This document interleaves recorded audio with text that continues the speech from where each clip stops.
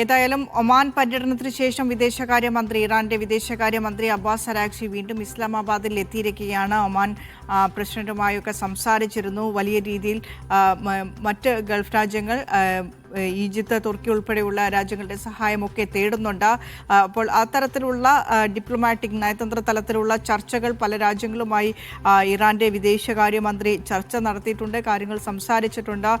Telephone ലൈനിലൂടെയും നേരിട്ടും എത്തി സംസാരിച്ച പല കാര്യങ്ങളുമുണ്ട്. ഈ കാര്യങ്ങളൊക്കെ തന്നെയും ആ സമാധാന ചർച്ചയ്ക്ക് ഇസ്ലാമാബാദിലേക്ക് എത്തുമ്പോൾ പാകിസ്ഥാന്റെ മധ്യസ്ഥതയിൽ മുന്നോട്ട് വയ്ക്കും. ഇറാന്റെ നിലപാടായി തന്നെ അബ്ബാസ് അരാഗ്ചി ഈ കാര്യങ്ങൾ പാകിസ്ഥാൻ നേതാക്കളുമായുള്ള കൂടിക്കാഴ്ചയിൽ മുന്നോട്ട് വയ്ക്കും. ഇറാന്റെ നിലപാടായി തന്നെയായിരിക്കും അത് ചർച്ചാ വിഷയമാകുകയും ചെയ്യുക. പക്ഷേ അപ്പോഴും ഈ അമേരിക്ക ഇക്കാര്യങ്ങളിൽ എന്ത് നിലപാടെടുക്കുന്നു എന്നുള്ളത് പൂർണ്ണമായും ശ്രദ്ധേയമായ ഒരു കാര്യം തന്നെയാണ്.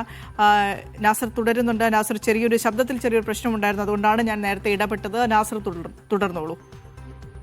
വിനീഷ, ഇന്നിപ്പോ രാത്രി പാകിസ്ഥാന്റെ സൈനിക മേധാവി അസീം മുനീർ, അതോടൊപ്പം തന്നെ പാക് പ്രധാനമന്ത്രി ഷഹബാസ് ഷെരീഫ് ഇവരുമായിട്ടാണ് ഇറാൻ വിദേശകാര്യമന്ത്രിയുടെ ചർച്ച നടക്കുക.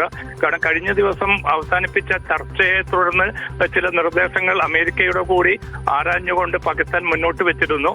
അതിലുള്ള ഇറാന്റെ ഒരു മറുപടിക്ക് വേണ്ടി ഇറാനിലെ ഒരു സംഘം ഇറാനിലേക്ക് മടങ്ങുകയും ആ സംഘം അല്പം മുമ്പാണ് ഇപ്പോൾ തെഹ്റാൻ ഇസ്ലാമാബാദിൽ തിരിച്ചെത്തിയിരിക്കുന്നത്. അവർ നൽകിയിരിക്കുന്ന പ്രതികരണം കൂടി മുൻനിർത്തിയാവും ഇന്ന് രാത്രിയിൽ നിർണായകമായിട്ടുള്ള ചർച്ചകൾ നടക്കുക.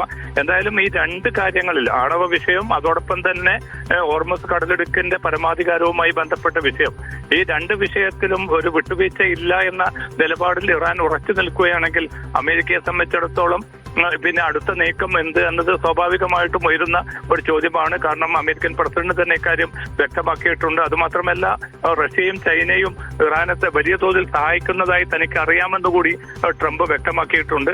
നാളെ ഇപ്പോൾ റഷ്യയിലേക്കാണ് ഇറാൻ വിദേശകാര്യമന്ത്രിയുടെ പര്യടനം നടക്കുന്നത്. അപ്പം മധ്യസ്ഥ നീക്കങ്ങളിൽ ഏതെങ്കിലും അർത്ഥത്തിൽ ഈ റഷ്യയും ചൈനയും പ്രത്യക്ഷമായിട്ട് ഒരു പങ്ക് വഹിക്കുമോ എന്ന കാര്യം ഇപ്പോൾ പോലും വ്യക്തമല്ല. കാരണം വളരെ പ്രകോപനപരമായിട്ടുള്ള അമേരിക്കൻ പ്രസിഡന്റിന്റെ പ്രതികരണങ്ങൾ ഈ രണ്ട് രാജ്യങ്ങളെയും കുറെ കൂടി കടുത്ത നിലപാടിനെ പ്രേരിപ്പിച്ചതായിട്ടാണ് റിപ്പോർട്ടുകൾ സൂചിപ്പിക്കുന്നത്. അതേസമയം ഗൾഫ് രാജ്യങ്ങളെ സംബന്ധിച്ചിടത്തോളം എത്രയും പെട്ടെന്ന് ഈ പ്രശ്നം പരിഹരിക്കാൻ തിരക്കിട്ട നീക്കങ്ങൾ വേണ്ടതുണ്ടെന്ന ഒരു നിലപാടാണ് ഇപ്പോൾ മധ്യസ്ഥ രാജ്യങ്ങളെ അറിയിച്ചിരിക്കുന്നത്. അതുകൊണ്ട് ഈ സംഘർഷം എത്രയും പെട്ടെന്ന് അവസാനിപ്പിക്കാൻ അമേരിക്കയും ഇറാനും തമ്മിൽ നേരിട്ടുള്ള ഒരു ചർച്ച എന്ന ആശയമാണ് ഇപ്പോൾ മധ്യസ്ഥ രാജ്യങ്ങൾ മുന്നോട്ട് വെക്കുന്നത്. പക്ഷെ അതിലേക്ക് വരാനുള്ള ഒരു സാധ്യത അത്ര എളുപ്പമല്ല എന്നാണ് ഈ രണ്ട് രാജ്യങ്ങൾ പ്രകടിപ്പിക്കുന്ന വളരെ കടുത്ത നിലപാടുകൾ വ്യക്തമാക്കുന്നത്. എന്തായാലും നാളെയോടുകൂടി ഇപ്പോൾ റഷ്യയിലേക്കുള്ള സന്ദർശനവും കൂടി പൂർത്തീകരിക്കുമ്പോൾ ഇറാന്റെ ഭാഗത്തു നിന്നുള്ള കുറെ കൂടി വ്യക്തതയോടുകൂടിയ ഒരു പ്രതികരണം വരും എന്നാണ് വിലയിരുത്തപ്പെടുന്നത്. വിനിഷ.